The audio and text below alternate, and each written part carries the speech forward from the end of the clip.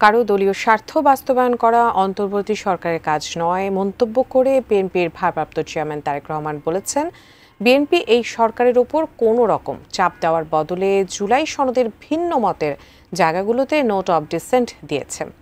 পলাতক শক্তি কারো উপর ভর করে যেন দেশে অস্থিতিশীল পরিস্থিতি তৈরি করতে না পারে সেদিকে সজাগ থাকারও আহ্বান জানান তারেক রহমান। আমিনুল ইসলামের রিপোর্ট। রাজধানীর কেআইবি কনভেনশন হলে শনিবার বিকেলে মতুয়া বহুজন সমাজ ঐক্যজোট আয়োজন করে হিন্দু প্রতিনিধি সম্মেলন। আমরা সনাতন ধর্মের যারা রয়েছে 2 কোটি মানুষ, আমরা তার রক্ষণী সেনা। এই সম্মেলনে হিন্দু সম্প্রদায়ের প্রতিনিধিরা ধানের শীষে নিজেদের সমর্থন দিয়ে কয়েকটি দাবি দেওয়া তুলে ধরেন। একের পর এক আমাদের নিজেদেরকে প্রতিটি দলের কাছে উৎসর্গকৃত করেছি, কিন্তু বিনিময়ে আমরা কি পেয়েছি?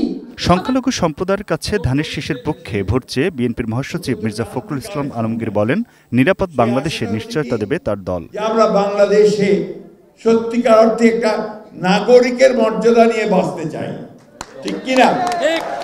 ঠিক কিনা বলেন? সেটাই নিশ্চয়তা আজকে আমাদের তারেক রহমান সাহেব দেবে।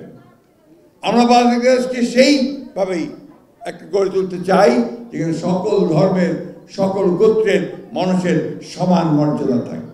টানা তৃতীয়বার অর্জন করেছে দেশের সেরা সুপার ব্র্যান্ড স্বীকৃতি বসুন্ধরা টিস্যু। সম্মেলনে ভার্চুয়ালি যুক্ত হয়ে প্রধান অতিথির বক্তব্যে বিএনপির ভারপ্রাপ্ত চেয়ারম্যান তারেক রহমান বলেন, জনগণের ভোটের মাধ্যমে গণতান্ত্রিক সরকার প্রতিষ্ঠা বর্তমান অন্তর্বর্তী সরকারের অন্যতম প্রধান কর্তব্য। 5ই আগস্টের পতিত পরাজিত পলাতক অপশক্তি কোন দলের আড়ালে গুপ্ত কৌশলে ভূমিকা রেখে যাতে দেশকে অস্থিতিশীল করে তোলার সুযোগ না পায়, গুপ্ত বাহিনীর সেই অপকৌশল থেকে রক্ষা পাওয়ার জন্য অন্যতম প্রধান কৌশল হচ্ছে একটি, ফ্যাসিবাদ বিরোধী জাতীয় ঐক্য বজায় এবং বহাল রাখা। এ কারণেই বিএনপি অন্তর্বর্তীকালীন সরকার এবং ফ্যাসিবাদ বিরোধী আন্দোলনের রাজপথের সঙ্গীদের সাথে সহযোগিতা এবং সমঝোতার দৃষ্টিভঙ্গি সমুন্নত রেখেছে। দেশ অস্থিতিশীল হলে পরাজিত পলাতক ফ্যাসিবাদী অপশক্তির পুনর্বাসনের পথ সুগম হতে পারে সতর্ক করে অন্তর্বর্তী সরকারকে গুপ্ত রাজনীতি সম্পর্কে সজাগ থাকার আহ্বান জানান বিএনপির ভারপ্রাপ্ত চেয়ারম্যান। ফ্যাসিবাদ বিরোধী আন্দোলনে রাজপথের সঙ্গী কারো কারো ভূমিকা দেশে বহু মানুষের অধিকার ও সুযোগকে নষ্ট করার একটি পরিস্থিতি তৈরি করেছে বলেও মন্তব্য করেন তিনি। জনগণের প্রতি দায়বদ্ধ, জনগণের কাছে জবাবদিহিমূলক একটি গণতান্ত্রিক সরকার প্রতিষ্ঠাই বর্তমান অন্তর্বর্তীকালীন সরকারের অন্যতম প্রধান কর্তব্য।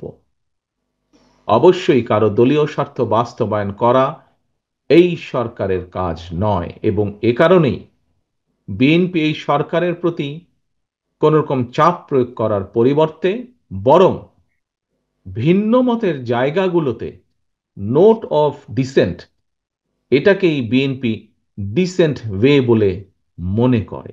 নির্বাচনে জয়ী হয়ে বিএনপি সরকার গঠন করলে স্বল্প আয়ের মানুষদের সহায়তার জন্য 50 লাখ ফ্যামিলি কার্ড বিতরণ এবং তরুণদের জন্য চাকরির সুযোগ সৃষ্টি করা হবে বলে ঘোষণা করেন বিএনপির ভারপ্রাপ্ত চেয়ারম্যান। দল, মত, ধর্ম, বর্ণ, রাজনৈতিক পরিচয় শেষে একমাত্র আইনের শাসন, ন্যায় বিচারী দেশের প্রত্যেকটা নাগরিকের নিরাপত্তা নিশ্চিত করতে পারে।